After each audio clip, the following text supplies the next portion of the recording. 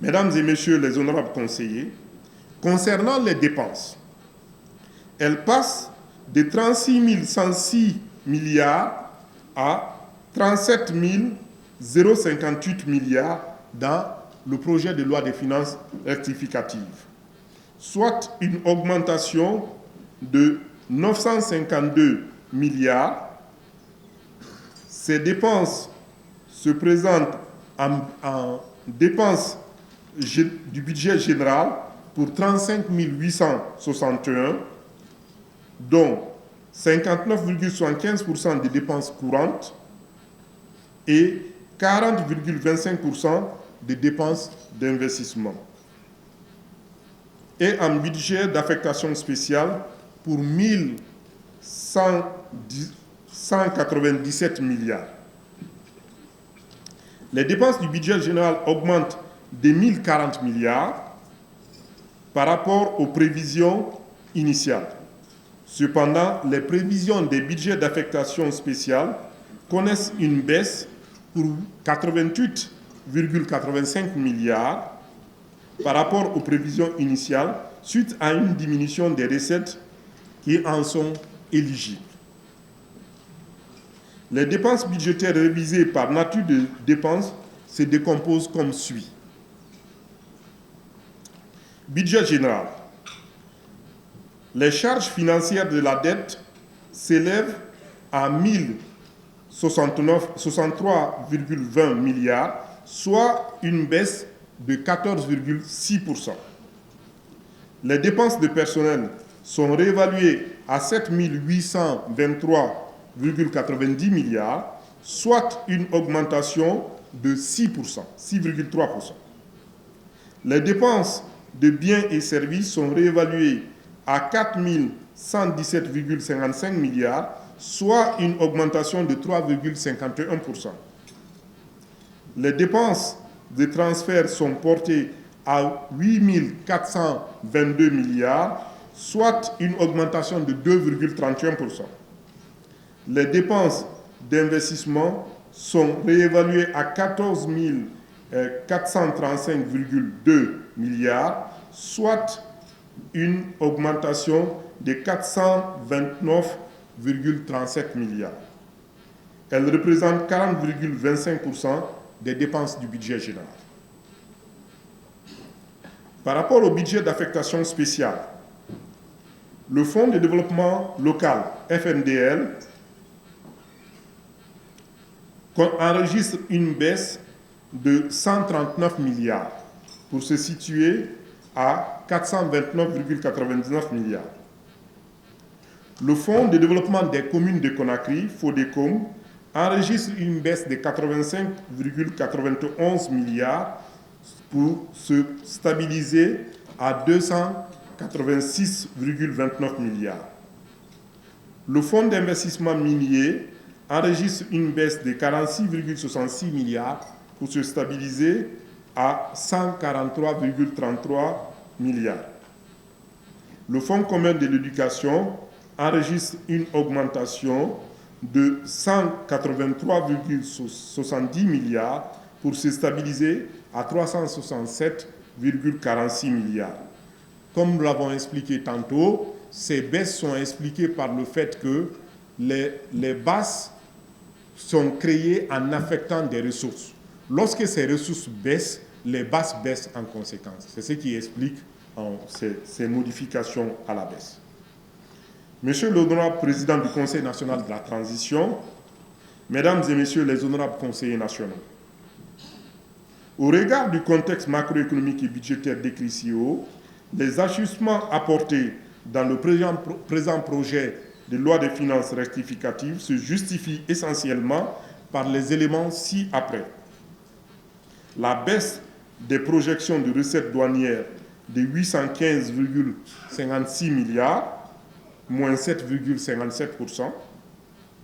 La prise en compte de l'ouverture des crédits gagés sur les reliquats des ressources du ticket d'entrée Simandou. La poursuite des efforts de mobilisation des recettes intérieures par un apport supplémentaire de la Direction générale des impôts pour 1183,99 milliards et la Direction générale du Trésor pour 147,29 milliards.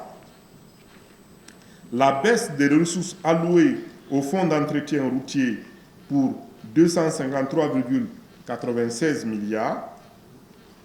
Le report des crédits 2022 des bases fonds communs de l'éducation pour 240,34 milliards en faveur du secteur éducatif. L'inscription en charge de financement de la garantie de l'État dans le cadre de l'accord sino-guinéen pour 1165,07 milliards. La révision à la baisse du service de la dette pour 788,51 milliards, essentiellement due à l'appréciation du franc guinéen par rapport aux devises étrangères. Le recrutement de nouveaux agents pour le compte du ministère de la Défense, l'augmentation des crédits alloués aux pensions civiles et militaires de 52 milliards en raison de la prise en compte des magistrats retraités et ayant cause des magistrats décédés. L'ajustement à la hausse des dépenses d'investissement pour 245,36 milliards, les virements de transfert de crédits opérés par les ministères sur le budget initial, la prise en compte des demandes de crédits additionnels en faveur de certains ministères et institutions, le report de sorte de crédits d'investissement, des investissements fléchés sur les DTS. C'est à cet égard que le projet de loi de finances rectificative qui vous est soumis est élaboré en tenant compte du niveau d'exécution de la loi de finances initiale 2023, de l'évolution du cadre macroéconomique et de la poursuite des objectifs de politique budgétaire du gouvernement, et cela conformément aux dispositions de l'article 50 de la loi organique relative aux lois des finances. Monsieur l'honorable président du Conseil national de la transition, mesdames et messieurs les honorables conseillers nationaux, les prévisions de recettes et de dépenses budgétaires révisées dégagent un solde budgétaire déficitaire qui s'élève à 8 029,43 milliards, soit moins 3,77% du PIB, contre moins 3,84% du PIB initialement prévu. Il faut noter qu'à ce niveau, la norme de la sous-région est à moins 3%. Nous nous sommes éloignés de moins de 1%, pendant que dans la sous-région, dans cette période de crise, la moyenne des pays est passée entre 4 et 5%. Ça veut dire qu'on reste encore dans les limites des pratiques, mais pas des textes. Afin de garantir la soutenabilité budgétaire et l'équilibre financier, ce déficit est couvert par les opérations de financement ci-après. L'émission des bons du Trésor pour un montant de 11 727 milliards, la souscription d'emprunts extérieurs pour 7 586,40 milliards, l'émission des obligations du Trésor et des emprunts obligataires pour 4 951,4 milliards,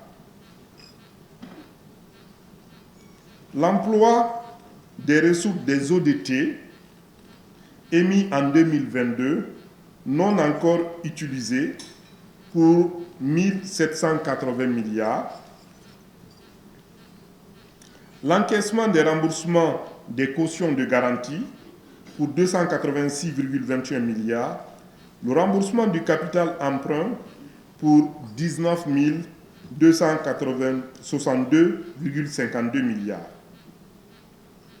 Monsieur l'honorable président du Conseil national de la transition, mesdames et messieurs les honorables conseillers nationaux, ce projet de loi de finances rectificative 2023 s'inscrit dans la poursuite de la dynamique de refondation de l'État et d'amélioration de la gouvernance publique telle que prônée par son Excellence, Monsieur le Président de la République, son Excellence colonel Mamadi Doumbouya. Cette volonté du chef de l'État se matérialise par la transformation en cours de l'action publique afin de doter notre pays d'infrastructures de qualité dans les domaines du transport, de l'éducation, de la santé, de l'eau et de l'agriculture pour soutenir l'activité économique et accompagner les personnes les plus vulnérables. De manière concrète, ce projet de loi de finances rectificative prend en compte, entre autres, au niveau du secteur de l'éducation, le secteur de l'éducation à travers la rénovation et l'extension des 4 universités, Somfonia, Labé, Farana, Kankan, la construction des écoles élémentaires modernes dans les régions administratives. Vous savez par exemple que le projet du type, la construction des écoles du type Bari Diawandou est une initiative qui doit se généraliser dans le pays. Du secteur de l'énergie et de l'eau pour l'accélération des travaux d'aménagement du barrage Foumi et la restauration de Yesoulou, souillé par un éboulement.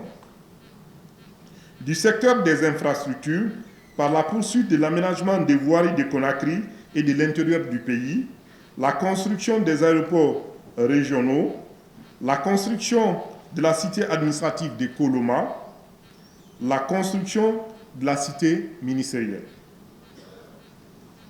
Je devrais ajouter, mais ça c'est lors de la LFI, la construction de la résidence du bureau du CNT. C'est pour dire juste que ce n'est pas oublié, Monsieur le Président. On en parlera pendant le projet de loi de finances initial. Du secteur du développement